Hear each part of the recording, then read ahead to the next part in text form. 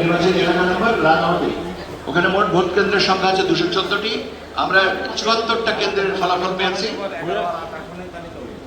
জনাব অশোক তালুকদার জাতীয় পার্টির রাঙামাটি থেকে পেয়েছেন 1117 ভোট। প্রার্থী করিম প্রতীক 662 ভোট। জনাব মোহাম্মদ খোরশেদ আলম ইসলামী আন্দোলন বাংলাদেশ হাতপাখা প্রতীকে পেয়েছেন 243 ভোট।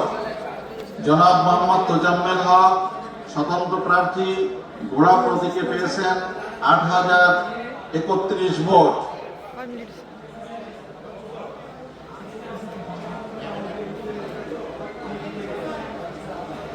মানিকগঞ্জ 2 মোট কেন্দ্র সংখ্যা 186, ফলাফল প্রাপ্ত কেন্দ্র সংখ্যা 25। জনাব এস এম আব্দুল মাল জাতীয় পার্টি প্রতীক লাঙ্গল প্রাপ্ত ভোট 802। জনাব মইনুল ইসলাম খান বাংলাদেশ জাতীয়তাবাদী দল ধানের শীষ প্রতীক